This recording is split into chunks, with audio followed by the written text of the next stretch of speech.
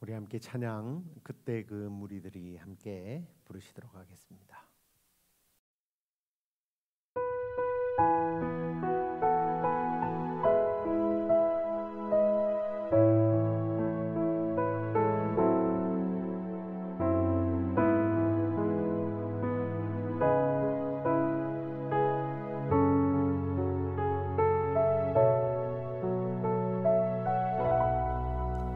그때 그 무리들이 예수님 못 박았네. 녹슨 세계의 그 못으로 망치 소리 내 맘을 울리면서 들렸네.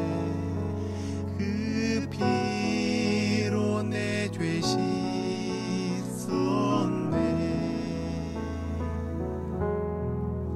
주여 저들의 죄를 용서하여 주소서.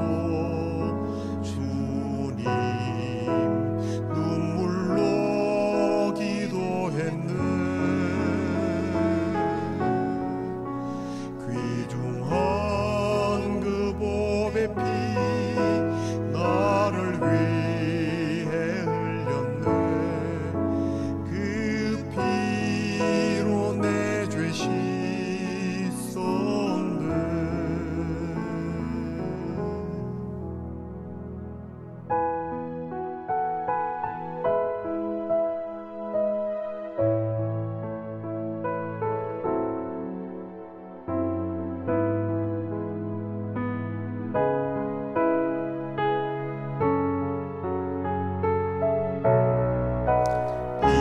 비웃는 그 무리들 주의 옷 벗긴 후에 주님 몸 깊이 찔렀네.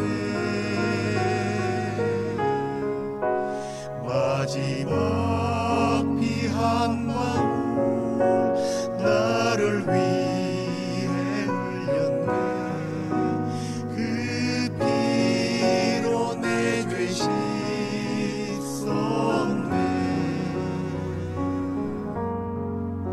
주여 나의 영혼을 받아주시옵소서. 그때 구원을 이루셨네.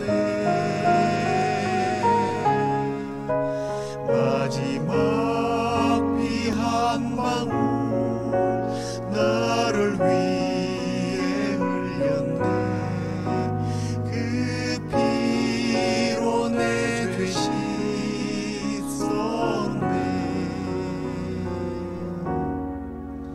그 피로 내 죄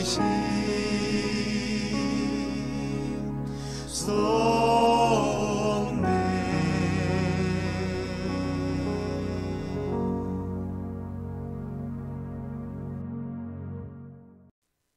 다 함께 사도신경으로 신앙 고백드리겠습니다.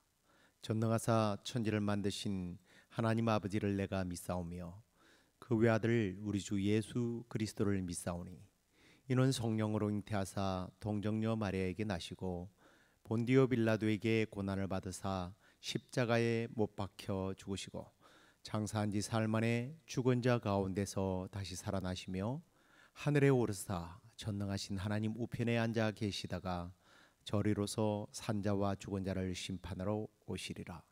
성령을 믿사오며 거룩한 공회와 성도가 서로 교통하는 것과 죄를 사하여 주시는 것과 몸이 다시 사는 것과 영원히 사는 것을 믿사옵나이다. 아멘. 찬송을 하나 더 하도록 하겠습니다. 갈보리산 위에 함께 부르시겠습니다.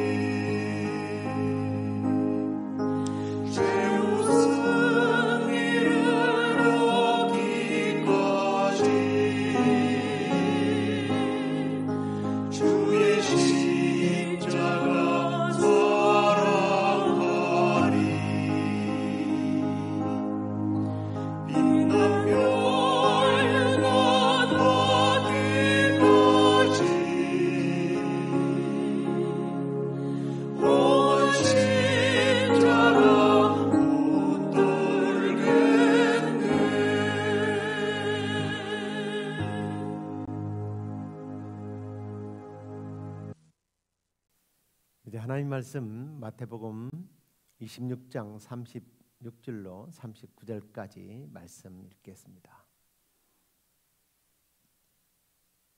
이에 예수께서 제자들과 함께 겟셋마네라 하는 곳에 이르러 제자들에게 이르시되 내가 저기 가서 기도할 동안에 너희는 여기 앉아 있으라 하시고 베드로와 세베대의 두 아들을 데리고 가실새 고민하고 슬퍼하사 이에 말씀하시되 내 마음이 매우 고민하여 죽게 되었으니 너희는 여기 머물러 나와 함께 깨어 있으라 하시고 조금 나아가서 얼굴을 땅에 대시고 엎드려 기도하여 이르시되 내 아버지여 만일 할만하시거든 이 잔을 내게서 지나가게 하옵소서.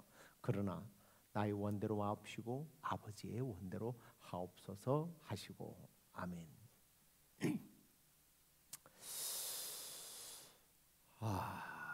오늘 이제 지금 이제 우리는 사순절 기간을 보내고 있습니다. 이 사순절 기간을 통해서 겟세마네 동산에서 고뇌하시며 기도하셨던 예수님의 말씀을 예수님의 그 겪었던 심령을 우리가 한번 묵상하면서 사순절 그리고 또 고난에 동참하는 그런 시간을 가졌으면 좋겠습니다. 오늘 우리가 읽었던 이 말씀에 보면 예수님께서 기도하기 위해서 겟세마네 동산으로 가고 계셨는데요. 제자들이 볼 때에 예수님의 그 모습이 이렇게 묘사를 하고 있습니다. 베드로와 세베대의 두 아들을 데리고 가실새 고민하고 슬퍼하셨다. 세계 3대 칼빈주의 신학자라고 불리는 사람 중에 한 명인 벤자민 위필드는 여기서 이 고민하고라고 하는 이 의미를 낙담이 조금은 섞여 있을 수도 있는 반감이다 그렇게 표현을 했습니다. 그리고 이 슬퍼하사라고 하는 이 표현은 사방에서 그를 애워싸고 있어서 그가 도저히 빠져나갈 수 없는 정신적 고통 혹은 고민이다라고 의미를 부여했습니다.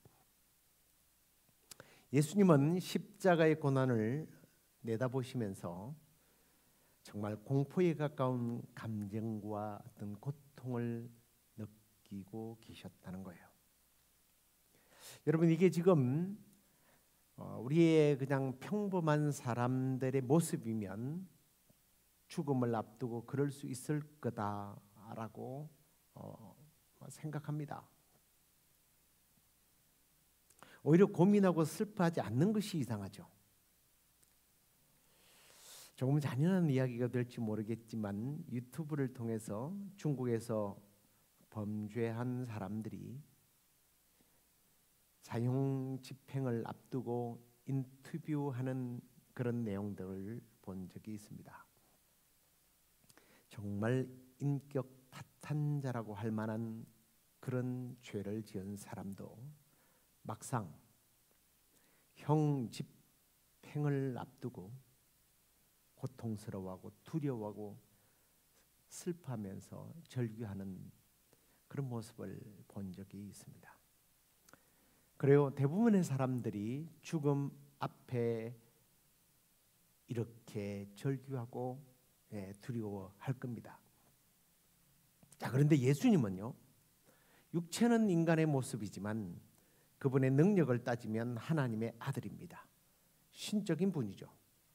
그분이 고민하고 슬퍼하는 것이 좀 어울리지 않는다라는 생각이 들 수도 있을 겁니다. 그런데 오늘 예수님은 심히 슬퍼하고 심지어 두려워하는 그런 모습을 볼 수 있습니다.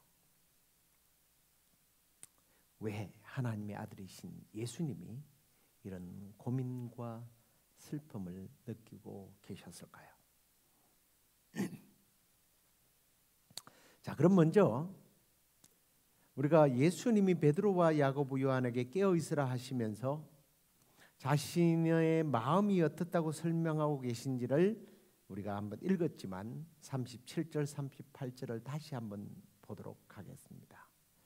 베드로와 세베대의 두 아들을 데리고 가실새 고민하고 슬퍼하사 이에 말씀하시되 내 마음이 매우 고민하여 죽게 되었으니 너희는 여기 머물러 나와 함께 깨어 있으라 하시고, 제가 앞에서 벤자민 우플드의 고민과 슬픔에 관한 내용을 좀 말씀을 드렸습니다. 자, 그런데요, 제자들의 입장에서 예수님께서 고민하시고 슬퍼하는 모습을 37절에서 묘사하고 있는데 38절은 우리가 읽었던 이 38절은요, 예수님이 스스로 제자들이 본 관점이 아닙니다. 37절은 제자들이 본 관점이고 38절은 예수님이 스스로 그렇게 말씀하고 계시는 거예요. 내가 고민하고 죽게 되었다 라고 표현을 하고 있다는 점입니다. 이 모습, 이 표현은 인간이 죄 때문에 죽어야 한다는 사실을 지식으로 이해하시는 모습일까요? 지식적으로? 그런 지식적인 이해는 아니라고 생각합니다.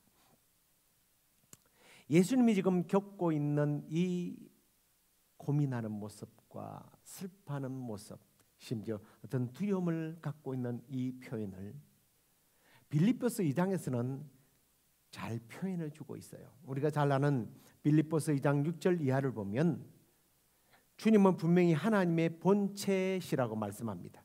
그리고 하나님과 동등된 분이라고 그렇게 말씀합니다. 그런데 본체시지만 하나님과 동등됨을 취하지 않으셨다.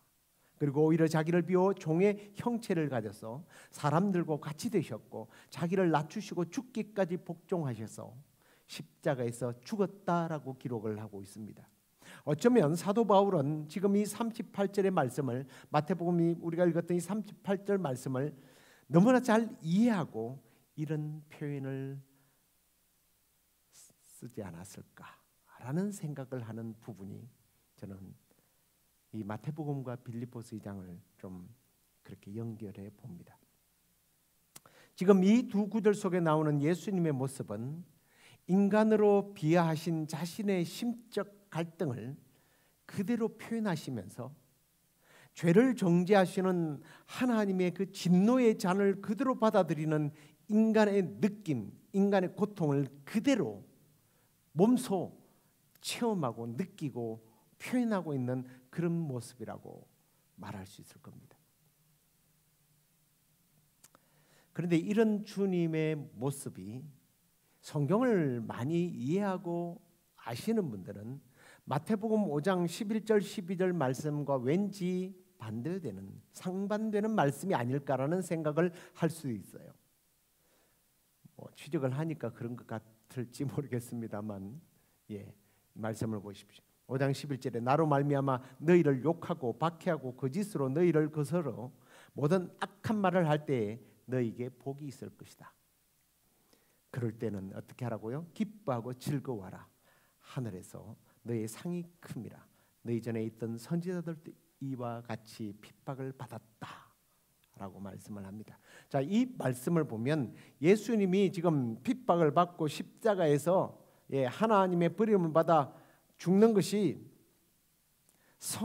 큰 상을 받는 것이기 때문에 어떻게 해야 돼요? 기뻐하고 즐거워해야 하는데 왜 예수님은 이 겟세마네 동산에서 십자가를 앞두고 고난을 생각하며 슬퍼하며 그렇게 고통스러워 했을까? 상반되는 말씀 아닙니까? 그러면 예수님의 가르침과 5장에 나오는 가르침과 이 겟세마네 동산에서 예수의 모습은 뭔가 다르지 않을까요? 분명히 이것은 상반된 것이 아니라 분명히 뭔가 다른 메시지입니다. 자, 이렇습니다. 선지자들이나 순교자들이 받는 고난과 예수님의 십자가의 죽으심은, 고통은 분명히 차이가 있는 거예요. 지금 예수님은 십자가의 죽으심이 어떤 정신적인 고통을 두려워하는 것이 아니라는 거예요. 만약에 예수님이 육체적인 고통과 정신적인 수치를 당하는 정도였다면 예수님은 기뻐하고 즐거워했을 겁니다. 핍박받는 것이 복이라고 하는 말씀을 실천하실 것입니다. 그러나 십자가의 고난은 이런 육체적인 어떤 핍박의 고통이나 정신적인 고통이 아니라는 거죠. 이것은 죄인들을 구원하기 위하여 예수님은 죄인들의 모든 죄를, 인류의 모든 죄를, 그 죄의 값을 치러야 하는 막중한 사명감이에요. 그러기 위해서는 보십시오. 의를 위하여, 복음을 위하여, 하나님의 나라를 위하여 고통을 받는 것은, 이건 하나님이 그와 함께 하시기 때문에 기뻐하고 즐거워하는 거예요. 스데반이 죽으면서도 얼굴이 환해졌던 것처럼. 그런데 예수님은 죄를 지으면 하나님과 단절되고 하나님과 끝이라는 것을 보여주기 위하여 하나님은 예수 그리스도 자기의 아들과 하나님 자신의 관계를 끊어버린 거예요. 버린 겁니다. 거기서 오는 고통이에요. 그래서 예수님은 죄의 값을 치른다는 것이 얼마나 고통스러운 것인지, 하나님과 관계가 죄로 말미암아 단절되는 것이 얼마나 무섭고 두려운 일인지를 우리에게 직접 가르치고 있는 거예요. 그 고통이 얼마나 심했으면 주님은 39절에 이렇게 기도하지 않습니까? 이 잔을 지나가게 해 주십시오. 이 잔을 지나가게 해 주십시오. 그럼 이 잔이 뭘까요? 자, 성경에서는요, 이 잔이라고 하는 것이 두 가지의 의미로 사용됩니다. 먼저 부정적인 의미가 많이 강해요. 시편 75편 8절에 보면 악인에게 주는 어떤 심판적인 잔을 표현하고 있고요. 이사야서 51장에서는 예루살렘에 내려진 분노의 잔이 그게 나옵니다. 신약에 와서는 계시록 14장에 보면 짐승의 표를 받는 자들에게 내리는 하나님의 심판의 진노의 잔이 나와요. 네, 여기서 말하는 잔은 그런 부정적인 의미로는 분명히 심판, 진노, 고통의 잔이죠. 그런데 또 다른 잔에, 긍정적인 잔에 대한 말씀들이 성경에는 나옵니다. 대표적인 예로 시편 23편에 보면 원수의 목전에서 상을 차려주시고 기름으로 내 머리에 부으셨으니 내 잔이 넘칩니다 라는 표현이 있습니다. 이 잔은 어떤 잔이에요? 영광, 승리 혹은 풍요의 잔이에요. 그래서 어떤 분들은 이 예수님의 잔이 너무나 영광스러운 잔이라고 표현하기도 합니다. 내가 어찌 이런 영광스러운 잔을 받을 수 있겠습니까? 내가 하나님의 의를 이루다뇨, 이런 주장을 하기도 합니다. 그러나 문맥상으로 보면 이 잔은 어떤 잔이에요? 네, 그런 잔이 아니죠. 예수님이 엎드려 슬픔과 고민 속에 빠져서 갑자기 그렇게 막 고통스러워하다가 하나님, 이 영광스러운 자를 나에게 주시다뇨? 나는 받지 않겠습니다. 이랬겠어요? 깐죽거리면서? 아니죠. 그러면 예수님이 사이코가 되는 거예요. 예수님이 지금 말씀하시는 이 잔은 하나님의 진노를 가리키는 것으로 온 세상의 죄를 짊어짐으로 그 죄에 대한 하나님의 심판을 견뎌야 한다는 이런 몸과 마음과 영적인 그런 고통을 담아내면서 이 잔을, 이 고통의 진노의 잔을 지나가기만 할 수 있다면 그게 얼마나 고통스럽길래 지나갈 수 있다면, 멀어질 수 있다면, 피할 수 있다면 이런 표현을 했을까요? 지금 주님은 겟세마네 동산에서 인간의 죄와 그에 대한 하나님의 진노를 예상하기만 해도 그렇게 끔찍했다는 그 십자가를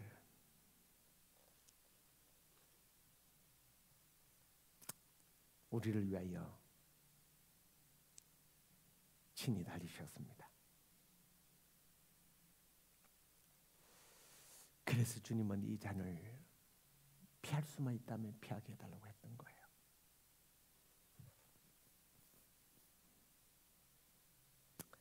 자, 그런데요, 그럼에도 불구하고 우리 예수님은 이 고통을 감당하기로 하셨습니다. 죄인들을 구원하시기 위해서 그 죄인들의 죄값을 대신 치르기로 작정하셨던 거예요. 비록 구원을 이루기 위해서 하나님께 버림을 받는다 할지라도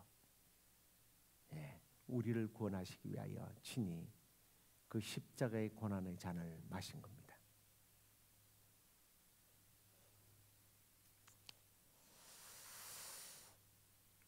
그렇게 각오하시고 예수님은 우리가 읽었던 39절이나 42절에서는 그 잔을 받기로 이렇게 기도하고 있는 모습입니다. 42절도 읽을 수 있겠지만 비슷한 말씀이기 때문에 39절을 읽겠습니다. 조금 나아가사 얼굴을 땅에 대시고 엎드려 기도하여 이르시되 내 아버지여 만일 할만하시거든 이 잔을 내게서 지나가게 하옵소서. 그러나 나의 원대로 마옵시고 아버지의 원대로 하옵소서. 하나님께 버림받는 고통을 생각할 때 그 잔이 지나가기를 바라는 마음이지만 결국 하나님 아버지의 원대로 되기를 원한다는 기도로 끝을 맺고 있는 것을 봅니다.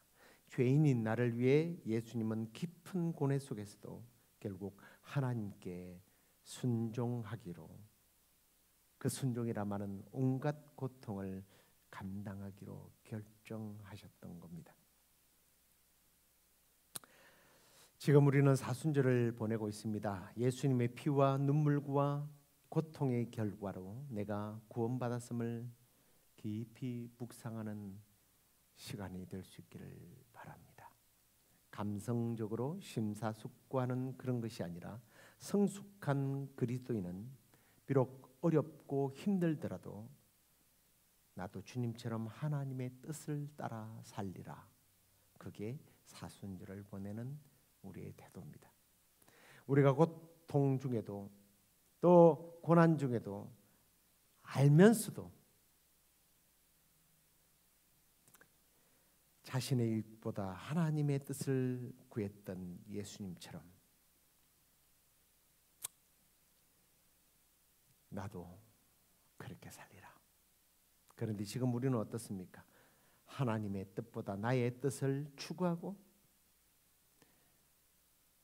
하나님의 뜻대로 마옵시고 내 뜻대로 하옵소서. 혹시 그런 삶을 살았다면 이 사순절을 통해서 그런 지난날 우리의 부끄러운 모습들을 돌아보며 회개하고 극단적인 고통 앞에서도 순종을 보여주신 주님을 본받기를 소망합니다. 말씀을 맺겠습니다. 하나님의 아들 예수님은 우리의 죄를 위해서 당신의 뜻을 포기하고 하나님의 뜻에 순종하셨습니다. 저와 여러분도 나의 뜻을 주장하기보다 하나님의 뜻에 순종하면서 살아가기로 작정하고 실천하는 그런 사순절이 되고 하나님의 뜻을 이루어 우리 주님이 영광스럽게 부활하셨던 그 부활의 영광을 저와 여러분들도 경험하게 되기를 주의 이름으로 축원합니다. 기도하겠습니다. 하나님 아버지, 예수님께서 우리의 그 무거운 죄, 두려운 죄, 하나님과 분리되는 아픔이 얼마나 큰 것인지를 보여주시기 위하여 십자가를 앞두고 그렇게 고뇌하시며 슬퍼하셨던 그 모습을 우리가 오늘 묵상하면서 무엇보다도 그럼에도 불구하고 나의 뜻이 아닌 하나님의 뜻을 이루기를 소망하셨던 우리 주님처럼 이 사순절 기간에 나의 뜻이 아닌 하나님의 뜻을 추구하며 하나님의 뜻에 순종하면서 살아가기로 작정하고 결단하고 실천하는 우리들이 될 수 있도록 인도하여 주옵소서. 그리하여 우리 주님이 죽으시고 부활하셨던 것처럼 나의 의와 나의 뜻이 죽어지고 하나님의 의가 살아나서 그 부활의 영광의 아침을 경험하게 되는 그 놀라운 복을 누리는 우리 모두가 될 수 있도록 주께서 복내려 주시옵소서. 그렇게 우리를 인도해 주실 하나님을 찬양하고 예수님 이름으로 기도드립니다. 아멘. 하늘에 계신 우리 아버지여, 이름이 거룩히 여김을 받으시오며 나라의 임하옵시며 뜻이 하늘에서 이루어진 것 같이 땅에서도 이루어지이다. 오늘날 우리가 우리에게 죄 지은 자를 사하여 준 것 같이 우리의 죄를 사하여 주옵시고 우리를 시험에 들게 하지 마옵시고 다만 악에서 구하옵소서. 대개 나라와 권세와 영광이 아버지께 영원히 있사옵나이다. 아멘.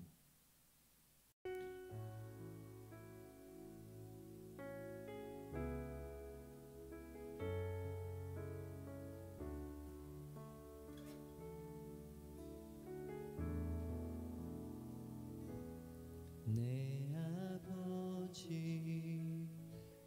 그 품 안에서 내 영혼은 안전합니다. 주 손길로 내 삶을 안으시니 그 평강이 나를 덮습니다. 한 번 더. 내 아버지 그 품 안에서 내 영혼은 안전합니다. 주 손길로 내 삶을 안으시니 그 평강이 나를 덮습니다. 나 비록 넘어지며 흔들리지만 주 내 안에 거하며 나를 붙드시니 내 생각을 주께로 돌리고 주시는 평강의 옷을 입습니다. 주 약속 안에서 내 영혼 평안해. 내 뜻보다 크신 주님의 계획 나 신뢰. 두려움 다 내려놓고 주님만 의지해. 주 안에서 내 영혼 안전합니다. 아멘. 한 번 더 고백할까요? 내 아버지, 내 아버지 그 품 안에서 내 영혼은 안전합니다. 주 손길로 내 삶을 안으시니 그 평강이 나를 덮습니다. 한 번 더. 내 아버지, 내 아버지 그 품 안에서 내 영혼은 안전합니다. 주 손길로